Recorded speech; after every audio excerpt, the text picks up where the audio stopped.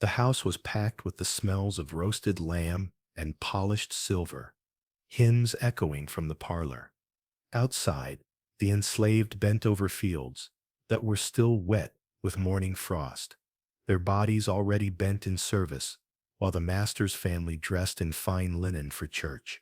The day was supposed to mark resurrection. Instead, it became a funeral pyre. The plantation was a cage of contradictions. The bright white house, surrounded by rows of tobacco barns, stained with sweat and blood.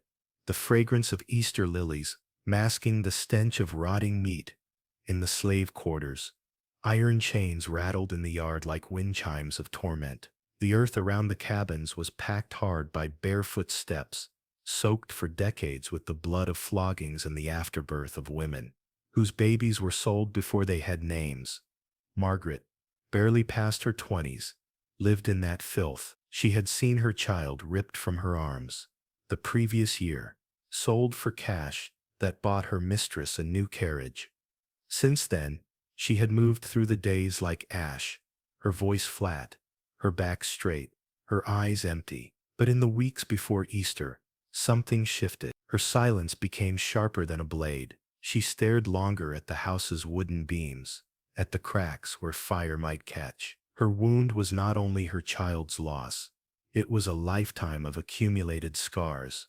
The overseer, who split her shoulder with his whip for not bowing fast enough, the master's hands that treated her body like property, the endless Sundays when she was forced to sing of Christ's mercy while standing in chains. On the night before Easter, as the quarters lay silent, she sat in the dirt with 3 others. They whispered over a broken candle. An elder traced signs in the dust, muttering of fire that purifies. A boy spoke of a dream where the big house turned red, and the bells rang not for church, but for death. By dawn, the plan was set. Margaret would carry coals hidden in her apron. Others would prepare water buckets near the cabins, pretending to serve but waiting for her signal. The old woman tied a strip of cloth around Margaret's wrist and called it a blessing. Margaret called it justice. When the family gathered in the dining hall for their Easter meal, Margaret slipped into the pantry. She placed the burning coals beneath stacked kindling left from the winter stores. Smoke crawled upward, thin at first, then swelling as the wood caught. By the time laughter rang from the table, the rafters were already breathing fire. The overseer noticed too late. Flames leapt across beams like unleashed spirits. Screams tore through him. The master tried to run, dragging his wife by the wrist, but the ceiling collapsed, showering embers and splintered wood. Margaret watched from the yard as the windows turned into squares of orange light. The smell of burning flesh spread across the field. For the enslaved, there were no shouts, no panic. They stood still, watching the fire consume what had consumed them. Margaret's face did not change. She held her apron tight, her eyes reflecting the inferno. The master's children shrieked until the sound ended in a crack of falling timber. The overseer stumbled out, hair and clothes aflame, clawing at his skin before collapsing into silence. That Easter, the whitewashed house became a blackened skeleton. Margaret did not flee. She stood before the ruins, smoke rising around her like incense, her body still as judgment. By nightfall, the story had spread through Virginia. A slave woman had burned her master alive on the holiest day of the year. Margaret's act was more than murder. To the planters it was a warning. To the enslaved, it was a psalm of the soil of Virginia had drunk another offering, and the air carried a truth too heavy to erase. Even the most broken could strike back, and even Easter could bleed. The ashes of Easter morning still smoldered when whispers began to crawl through the court. Smoke lingered in the trees for days, drifting across the plantation like a ghost that would not leave. The master's body, half burned and twisted, was pulled from the rubble by neighbors who arrived too late to save anyone. They covered his corpse with a sheet, but the stench of charred flesh and singed hair clung to the yard. His wife and children were never recovered whole. Only fragments, blackened bones, sifted from the collapsed beams. For the white planters nearby, fear settled heavier than grief. They gathered in their churches and parlors, voices hushed, hands trembling around cups of brandy. If one enslaved woman could erase a dynasty in a single morning, then none of their houses were safe. They spoke of insanity, of evil spirits, of a woman possessed. But behind those words was terror, the terror that every plantation held dozens of Margarets, waiting in silence, watching for their moment to burn. The enslaved, however, spoke differently. They did not call Margaret mad, they called her blessed by fire. In the quarters they whispered of her courage as if it were scripture. Children pointed at the smoke rising from the ruins, and said it was her spirit rising, proof that God had finally heard their cry. Women rocked their infants and prayed that the same fire would one day touch every master's house. Old men, scarred from decades of lashes, muttered that Margaret had done what they had only dreamed. Margaret herself did not boast. In the weeks after the blaze, she moved like a shadow, her face blank, her body marked by the smoke she had walked through. Her hands, once cracked and swollen from endless labor, carried no tools now, only silence. When questioned by the county men who came with rifles, she said nothing, not a word. Silence was her weapon, sharper than steel. They chained her, but she did not bow her head. At night, in the quarters, the whispers turned to plotting. A fire was not enough. Some wanted blood spilled by hand. Others spoke of poison, of blades hidden in flour sacks, of ropes that could strangle a master in his bed. In the far corner of the barracks, an elder woman named Ruth drew signs in the dirt, muttering in a tongue older than Virginia. She said she saw visions, the earth shaking, the cane fields burning, red sky over white houses.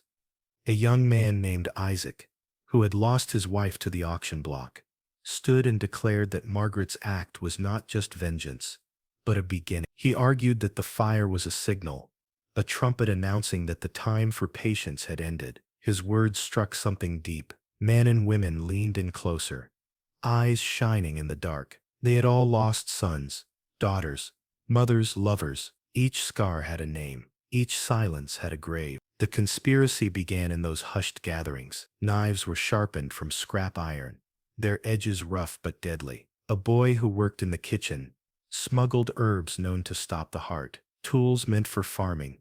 Axes, hoes, heavy mallets were chosen and hidden near the cabins. Each night they rehearsed in whispers. Who would strike the overseer? Who would set fire to the stables? Who would carry the children through the swamps once the killing began? There was a rhythm to their plotting, a ritual. They spoke only after the moon rose. They met by the graveyard where broken stones marked unremembered names. They listened to the wind in the trees, certain it carried the voices of the dead, urging them on. Ruth declared that the ancestors demanded justice, and that the fire Margaret had lit was not finished. It was only the first spark. But fear also stalked them. Soldiers were rumored to be coming. Patrols rode through at night, their dogs sniffing the ruins, their muskets glinting in the moonlight. Any sign of rebellion meant the whip, the gallows, or worse. In the quarters, children were hushed to silence, and even laughter felt dangerous. The enslaved knew that one careless word could mean the death of all. Margaret sat apart from the rest, her eyes hollow, her wrists still wrapped in the strip of cloth Ruth had tied before the fire.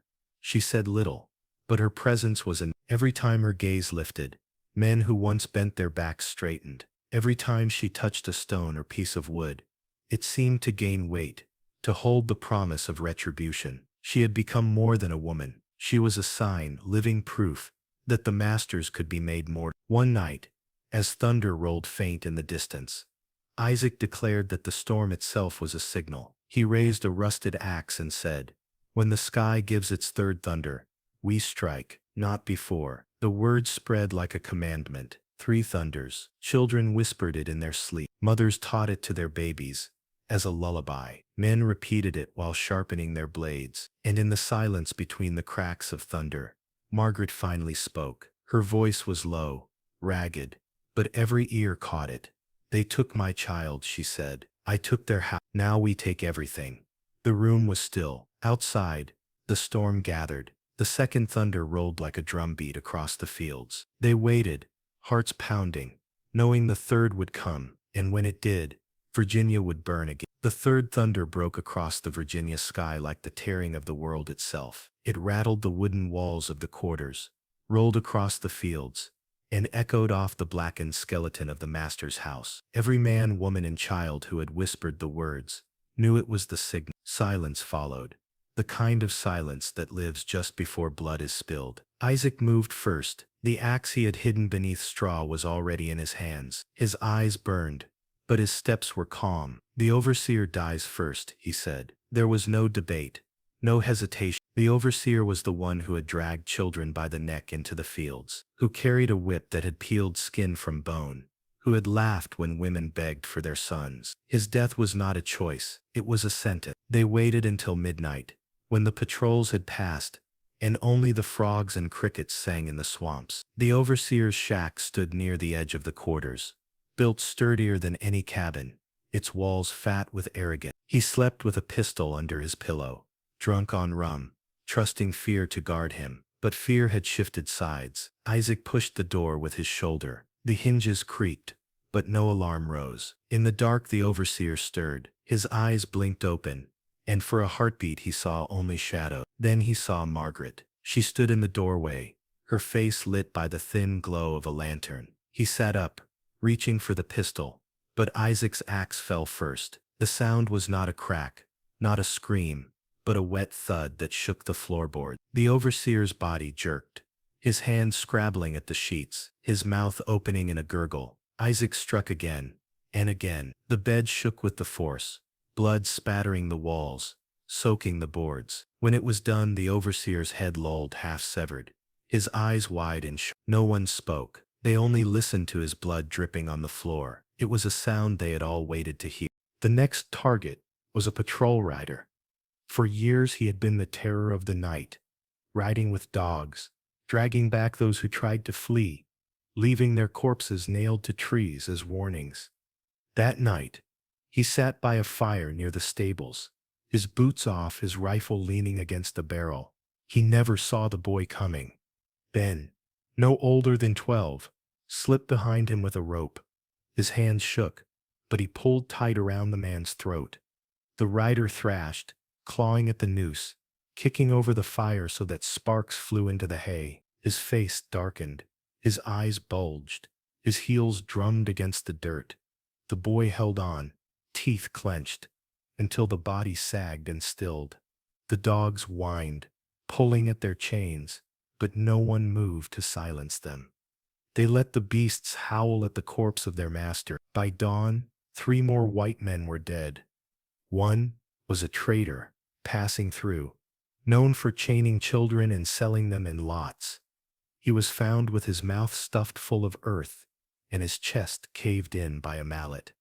Another was a drunken cousin who had whipped a woman for dropping a tray. He died screaming as boiling water from the kitchen pot was poured across his face, his skin blistering, sloughing off in sheets. The third was a clerk who kept the plantation's ledgers.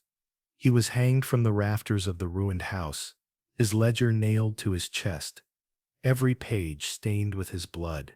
Each death was not random. It was chosen, measured, deliberate. The enslaved did not strike like animals in frenzy. They struck like judges, delivering verdicts. Each act mirrored the crimes of the dead: whips, fire, chains, boiling, hanging, retribution in the exact tongue of cruelty. As the killing spread, Margaret stood at the center of it all. She did not swing the axe or hold the rope, but her eyes followed each act. When Isaac raised his bloodied blade, he looked to her, and she nodded once. When the boy Ben loosed his rope from the patrolman's neck, he looked to her, and she placed her hand on his head. When the women scolded the cousin with boiling water, they looked to her, and she did not turn away. To them she was not just a conspirator, she was the fire itself, walking among them in human form. By the second week, the plantation was unrecognizable. The white families, who had once strolled the lanes in silks and boots, now lay in shallow graves, their names whispered, only in curses. The cabins were alive with a strange energy, a mixture of fear and exultation. Some wept for what was coming: the soldiers, the gallows, the inevitable retribution. But many more felt something they had never known: power. For the first time, they walked without bowing their heads. The air itself seemed to change. The fields that had once reeked of sweat now carried the sharper smell of smoke and blood. Chains lay rusting in piles, broken and discarded. At night the quarters filled not with silence, but with low songs, old words rising again, songs that had been buried beneath centuries of whip. Still, they knew it could not last. Riders from the county had already seen the smoke. Rumors of Margaret's fire had spread into towns and taverns. Fear was breeding faster than the flames. Armies would come, guns would come. The question was not if, but when. Margaret knew this too. She sat alone, in the ruins of the master's house, staring into the blackened hearth. The walls still stank of charred flesh. She touched the soot with her fingers, then rubbed it across her forehead like ash at a funeral. "This house is dead," she said to no one, "and so must their world be." Her words carried back to the quarters, and with them, a new vow was born. They would not just kill, they would erase. Fields, houses, barns, the land itself would burn, so that nothing remained of the old order, but ashes and memory. The fire had begun with Margaret. Now it would consume Virginia. The night of the burning began without wind. The air lay heavy, as if the earth itself was holding its breath. For days the conspirators had prepared, gathering scraps of pitch, oil and dry husks hidden beneath baskets of grain. Children carried bundles of kindling in their aprons. Old men stripped bark from pine trees, resinous and quick to flame. The plan was simple. If soldiers were to come, they would not find a plantation to reclaim. They would find only ash. Margaret walked the rows of tobacco fields, one last time, barefoot in the soil that had soaked her blood for years. The earth smelled of iron and mold, of sweat that had never been her own, but always stolen. She bent down, pressed her palm to the ground, and whispered, "Now you breathe." Then she rose and gave the signal. They began with the cane shed, stacked high with dry stalks. Isaac struck the first torch, its fire leaping as if eager for its work. He tossed it into the heap, and within moments, the shed was a roaring pyre, flames climbing the night like a ladder into heaven. The enslaved watched without fear, their eyes wide, their faces lit red. For years they had bent their backs beneath these. Now they watched them crumble to embers. Next were the barns. Women carried pots of oil, flinging them against the wooden walls. Boys ran with torches, lighting the corners. The roofs caught fast, beams snapping in the heat, sparks raining down onto the earth. Horses screamed inside, but no one moved to open the gates. Those beasts had dragged too many bodies, carried too many whips. Their cries became part of the chorus of destruction. Then came the fields themselves. Fire swept across the rows, devouring crops, planted with stolen hands. Smoke rose thick, a black veil over the stars. The air reeked of sap, boiling, of scorched leaves, of history burning. Margaret stood at the edge of the inferno, the heat rippling across her face. She did not flinch. She had fed these fields with her youth, her child, her tears. Now she fed them fire. The final act was the house. Though charred from the Easter blaze, parts of the mansion still stood, scorched walls, half-burned beams, fragments of marble floors that once echoed with laughter and commands. To the whites, it had been a sanctuary.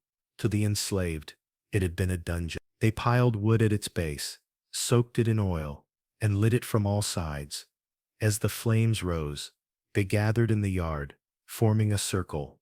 Ruth, the elder, raised her hands and began to chant in a tongue older than Virginia, words carried across oceans and chains. Others joined, voices weaving into one. They sang not hymns of meekness, but songs of release, of ancestors rising from the soil, of spirits walking through the fire unbound. Margaret stepped into the circle. She carried a strip of cloth, the same one tied around her wrist before the Easter fire. She held it to the flames until it caught, then lifted it high. "This is their end," she said, "and our beginning." She dropped the burning cloth onto the ground, and the circle erupted in shouts. Some screamed names of children stolen. Others shouted curses against the dead masters. The fire answered them all, roaring louder, filling the night with heat and thunder. The house collapsed before dawn. Its roof caved inward, with a crash that shook the yard, sending sparks into the sky like a storm of stars. The marble floor cracked under the weight of falling beams. What had once been the master's parlor became a pit of glowing embers. For a brief moment, the enslaved stood free in the glow of their own destruction. No overseer's whip, no master's command, no chains but the ones they had chosen to break. Some laughed, wild and breathless. Others wept, clutching each other, unable to believe they were still alive to see it. The children danced barefoot in the ash, their faces streaked with soot, their eyes bright with something new, something that looked like freedom. But freedom, they knew, was temporary. Already they could see the distant glow of lanterns in the woods, patrols searching, soldiers gathering. The fire would draw them like moth. By morning the hunt would begin. Margaret turned to the others. "We don't run," she said. "Not tonight. Tonight we burn. Let them come to ashes." Her words carried over the crackling fields. Some nodded, ready to die where they stood. Others whispered of the swamps, of hiding places where soldiers could not follow. But for that night, none moved. They stayed together, bound not by chains but by choice. The plantation was gone, its wealth, its power, its cruelty, reduced to smoke, drifting into the sky. The land itself seemed to sigh, relieved of its burden. For the first time in generations, no whip cracked, no command barked, no bell summoned them to labor. There was only the fire, the night, and the silence of a world undone. When dawn finally broke, the sky was red, as if the fire had stained it. The fields smoldered, the house lay in ruins, and the air was thick with ash. Margaret stood at the center, her skin blackened with soot, her eyes hollow but unbroken. To the enslaved around her, she was no longer just a woman. She was the flame that had devoured their chains.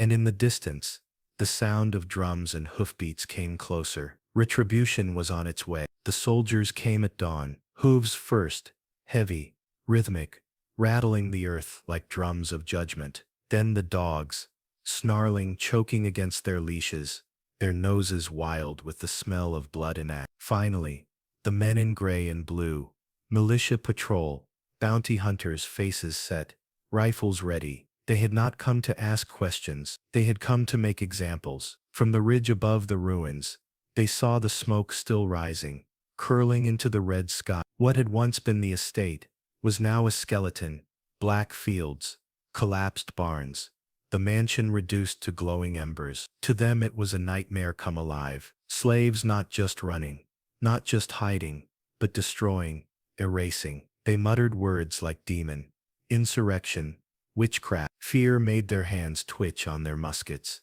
Margaret and the others saw them too. She stood in the yard, her body streaked with soot, her hair matted with ash. Around her the rebels tightened their grip on axes, knives, iron rods, torn from the ruins. Children clung to mothers, old men held stones. No one fled, not yet. Isaac raised his axe. "We hold," but Margaret shook her head. "We scatter. The swamp takes us where no soldier will follow. Live now, strike again later." Her voice was calm, final. Arguments flared. Some wanted to stand and die, to make their last breath a weapon. Others wanted to run, to cling to the chance of tomorrow. The choice tore them in two, but the soldiers made the decision for them. The first volley cracked through the air. Smoke burst from rifle. A boy screamed, clutching his chest, blood soaking through his shirt. The dogs lunged, dragging men to the ground, their teeth ripping flesh. Chaos broke like a storm. Isaac swung his axe into the first soldier who charged, splitting his skull with a wet crunch. Another musket fired, and Isaac fell, his chest torn open.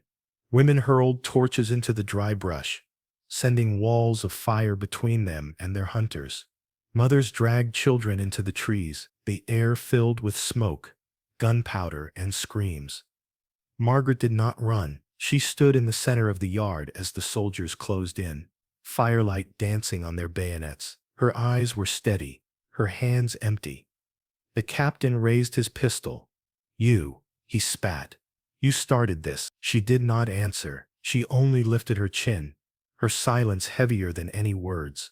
They bound her in chains, her wrists raw, her ankles bleeding where the iron cut. They dragged her past the corpses of her comrades, past the fields still smoldering, past the ruins of the house she had burned. She did not resist. To the soldiers, it looked like surrender. To the enslaved watching from the shadows of the swamp, it looked like defiance. The hunt tore through the woods for days. Dogs chased fugitives through the cypress. Soldiers fired blindly into the mist. Some rebels were caught and shot on sight. Others were whipped until their backs split open, and then hanged from the nearest tree. Their bodies swung above the roads as warnings, their faces left to rot in the sun. But some escaped. Ben, the boy who had strangled the patrolman, slipped into the swamp and was never seen again. Ruth, the elder, vanished into the woods with 2 children, her chants echoing faintly at night, like prayers drifting through the trees. Others melted into nearby plantations, blending back into the faceless mass of bondage, their silence hiding their fire. Margaret was not given that escape. She was hauled to the county jail, a squat brick building that smelled of mold and sweat. They locked her in irons, paraded her before crowds who cursed and spat. Preachers called her Satan's bride, planters called her a contagion. But when they looked into her eyes, many lowered their gaze. There was no fear in them, only certainty. The trial was quick, little more than ritual. Witnesses swore they had seen her light the flames. Survivors of the patrol spoke of her silence as proof of guilt. The judge, red-faced, declared her crime not just murder, but treason against God and the natural order. Her sentence, death by hanging, public, to remind every slave what rebellion cost. They brought her to the gallows on a Sunday morning, the church bells ringing in mockery of Easter past. The crowd gathered, whispering, pointing, some with hatred, some with fear. The rope hung thick and coarse, the wood of the scaffold creaking under her weight. The preacher asked her for last words. She said nothing, but when the noose was placed around her neck, she looked at the crowd, at the slaves herded there to watch, at the masters clutching their canes, at the soldiers with muskets ready. And then she spoke, just 3 words, sharp as knives. Fire remembers everything. The trapdoor fell. Her body jerked, twisted, stilled.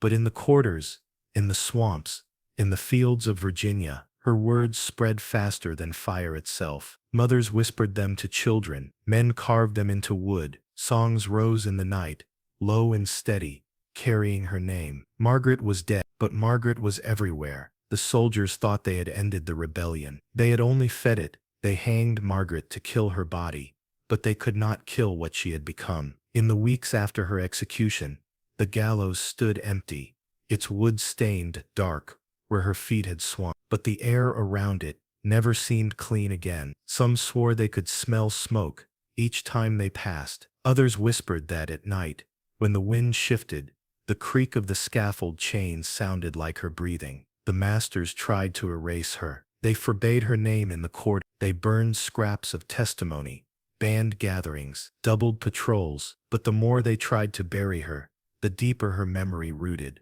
Among the enslaved, Margaret's fire turned into scripture. Mothers rocking infants sang low of the woman who burned the Easter house. Children whispered her 3 last words, "Fire remembers everything," as a secret prayer before sleep. Old men who had seen too many lashes said she had done what they had dreamed, but never dared. For them, Margaret was proof that the world could be torn open, that masters could bleed, that chains were not eternal.